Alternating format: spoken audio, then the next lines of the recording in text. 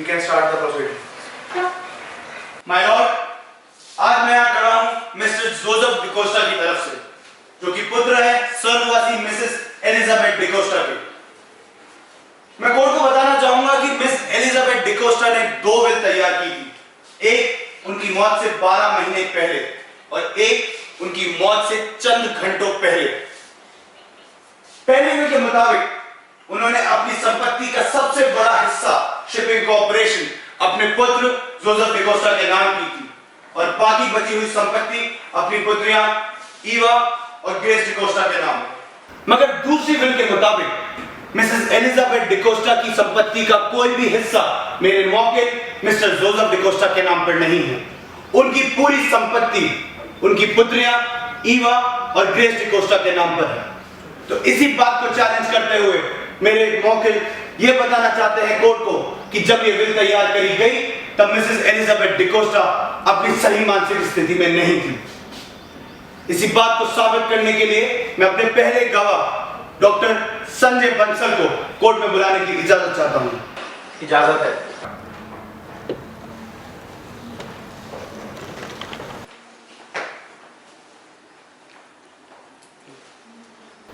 तो डॉक्टर संजय बंसल, आप कोर्ट को अपने बारे में कुछ बताना चाहेंगे? मेरा नाम डॉक्टर संजय बंसल है। मैं पिछले 16 साल से सिटी हॉस्पिटल में एज ए सीनियर सर्जन और कैंसर स्पेशलिस्ट हूँ। पिछले 16 साल से कैंसर स्पेशलिस्ट रहे हैं डॉक्टर संजय बंसल। तो इस फील्ड में आप अच्छी खासी एक्सपर्टीज रखते हैं। तो मैं आपसे जानना चाहूंगा कि एक कैंसर पेशेंट के मौत के चंद दिनों पहले कैसा बर्ताव रहता होगा उनका? आखिरी कुछ दिनों में कैंसर पेशेंट्स अपने सही मानसिक स्थिति में नहीं रहते। कुछ बेहोशी की हालत में रहते हैं और कुछ का सुध-बुध नहीं रहता। तो आप ये कहना चाहते हैं कि वो इस मानसिक स्थिति में नहीं रहते कि वो किसी कागजात पर दस्तखत कर सके, उसे पढ़ के समझ के? नहीं, बिल्कुल नहीं। और हम भी जब किसी डॉक्यूमेंट्स में साइन कराना चाहते हैं तो हम उस कुछ दिनों के पहले करा लेते हैं। Point to be noted my Lord कि एक डॉक्टर भी इस स्थिति में उनसे कागजातों पे पहले ही दस्तखत करा लेते हैं। That's all my lord. Your witness please. So doctor Bansal, आपने अभी कोर्ट को बताया कि ज्यादातर कैंसर पेशेंट्स अपने आखिरी कुछ दिनों में अपने मानसिक स्थिति खो देते हैं। जी हाँ। तो आप ये दावे के साथ कैसे कह सकते हैं कि एलिजाबेथ भी अपनी मानसिक स्थिति खो चुकी थी अपने आखिरी कुछ दिनों में? नहीं, मैंने ऐसा बिल्कुल नहीं बोला sir. Point to be noted my Lord. मतलब एलिजाबेथ उन कुछ चंद पेशेंट्स में से हो सकती है जो अपने आखिरी दिनों तक अपने सही मानसिक स्थिति में थी। हो सकती। That will be all, Lord. No further questions. My lord, मैं कोर्ट के सामने एक अगला गवाह पेश करने की इजाजत चाहता हूं, डॉक्टर सुरेश गुप्ता। इजाजत है।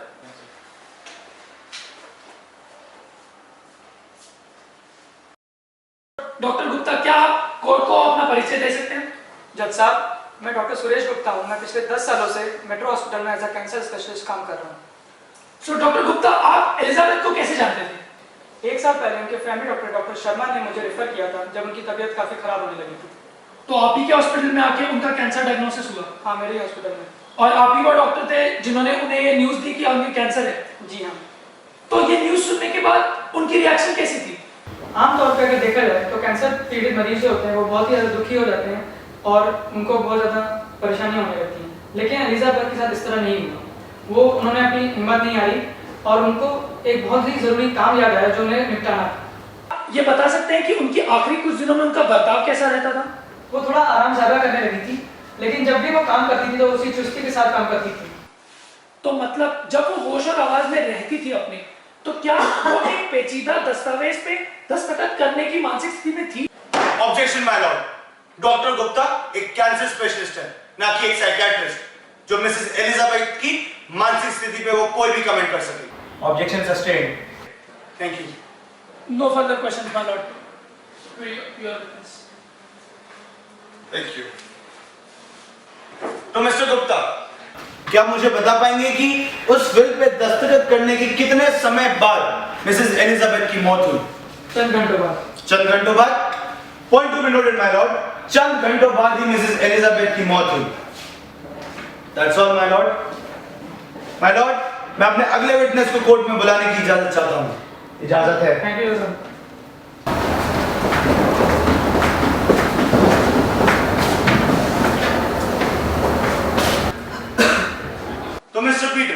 आप कोर्ट को अपने बारे में कुछ बताना चाहेंगे? मैं मिस्टर पीटर हूँ और मैं डिकोस्टा फैमिली का पड़ोसी रहा पिछले 15 सालों से। पिछले 15 साल से मिस्टर पीटर डिकोस्टा फैमिली को जानते हैं, तो काफी अच्छे संबंध रहे होंगे आपके? हाँ, एकदम मस्त। बहुत बढ़िया। तब तो उनके बर्ताव, उनको काफी क्लोजली जानते होंगे? हाँ हाँ, एकदम अच्छा।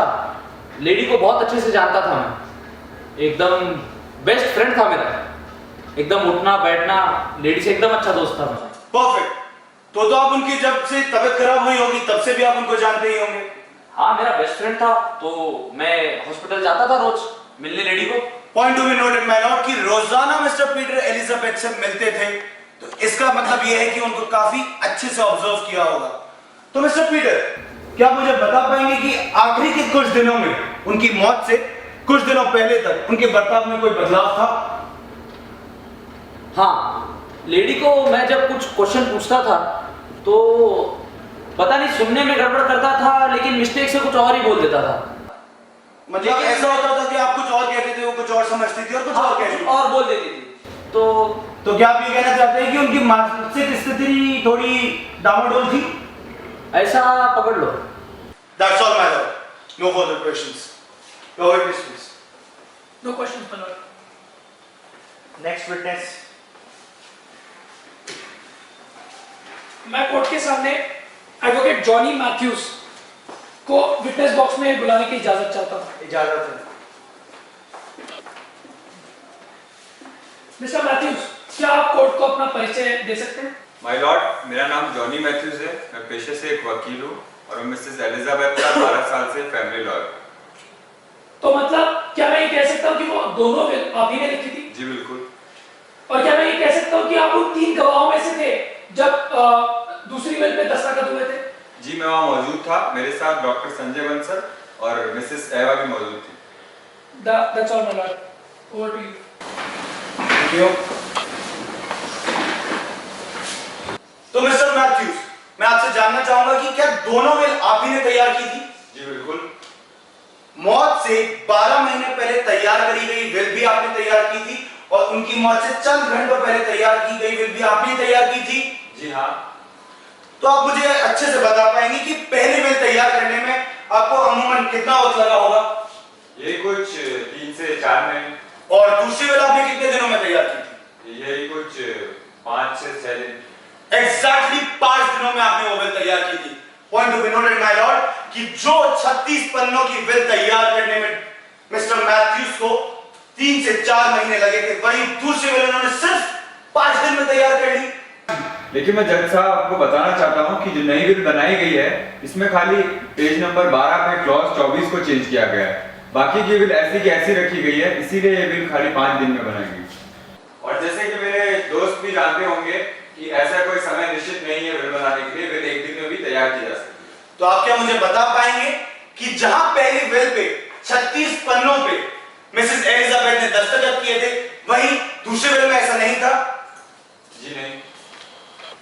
क्या जिस पन्ने पे बदलाव हुआ था वहां उससे उनके दस्तखत लिए गए थे? जी नहीं, बदलाव किए हुए पन्ने पर भी दस्तखत नहीं है माय लॉर्ड। मैं कोर्ट के सामने बस इतनी सी बात लेके आना चाहता हूं कि जिस औरत में इतनी हिम्मत नहीं थी कि वो 36 पन्नों पे दस्तखत कर सके, वो उन 36 पन्नों को पढ़ के समझ के आराम से कैसे बता सकती है? जैसा मुझे कुछ कहना है। आपको जो भी कहना है कटघरे में आगे कहिए।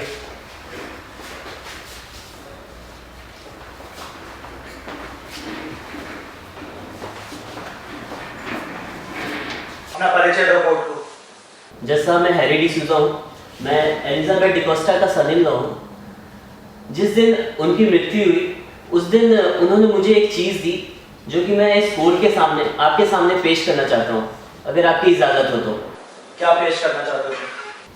मैं उस दिन उनके साथ ही था और उन्होंने मेरे को ये एनवलप दिया और उन्होंने बोला कि तुम्हारे पास एक ऐसी सिचुएशन आ सकती है जब तुम्हें ये एनवलप डायरेक्ट जज को देना पड़ेगा, और ये सिचुएशन सिर्फ इस औरत जो कि जोसेफ की गर्लफ्रेंड है उसकी वजह से आएगी। तो मैं आपको आपके सामने ये एनवलप आपको ये देना चाहता हूँ। डिफेंडर से ये जानना चाहती है कि अदालत इस एनवलप एनवलप को सबूत की तरह कबूल करे, इसमें कोई एतराज तो नहीं? मुझे एतराज है मिलॉर्ड। इस कोर्ट में ऑलरेडी सारे सबूत पेश किए जा चुके हैं, तो फिर वो एनवलप की जरूरत ही क्या है? इस बात का फैसला प्रोसिक्यूटर और डिफेंडेंट को लेने दिया जाए। आप प्रिपेयर करके बैठिए। मिस्टर ठकराल, मुझे प्रॉब्लम है इससे। इस बात का फैसला प्रोसिक्यूटर और डिफेंडेंट को करने दिया जाए। आप प्रिपेयर करके बैठ जाइए, वरना इसको कोर्ट की तौहीन समझा जाएगा। प्रोसिक्यूटर और डिफेंडेंट इस बात का फैसला ले सकते हैं। जज साहब, हमें ये फैसला लेने के लिए 2 मिनट का वक्त चाहिए होगा। ठीक है।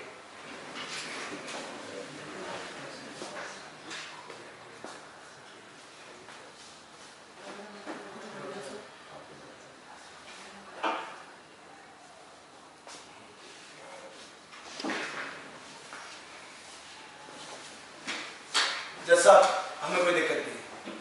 हमें इस चीज से कोई दिक्कत नहीं।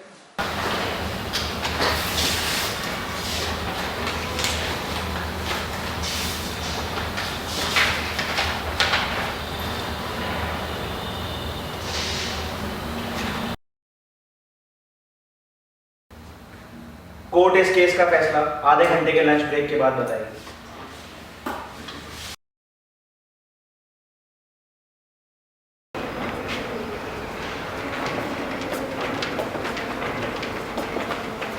आपको क्या लगता है मिस्टर मेहरा?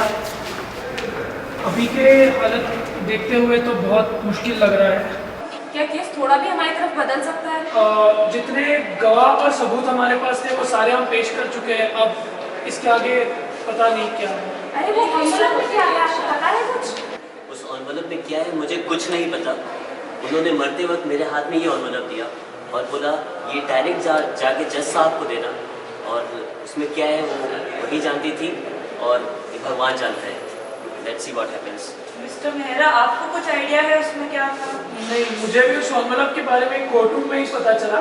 उसके पहले तो मुझे कुछ इस चीज़ के बारे में नहीं पता था। अब तो हमारे हाथ में कुछ नहीं है। जो होगा वो जज साहब डिसीजन देंगे उसी के ऊपर। ठीक है, चलिए देखते हैं। मुझे तो पता था ये केस हम बहुत आसानी से जीतने वाले हैं। हाँ, इनकी माँ ने तो पूरी कोशिश ही कर ली थी हमसे शिपिंग कॉर्पोरेशन लेने की। अरे आप चिंता मत करिए, अभी भी पूरी शिपिंग कॉर्पोरेशन आप ही की है।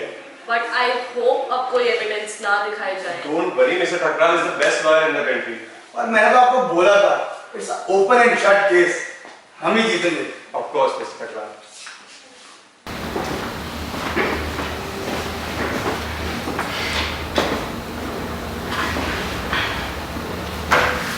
सारे सबूतों और गवाहों को मद्देनजर रखते हुए कोर्ट अपने फैसले पर आ चुकी है।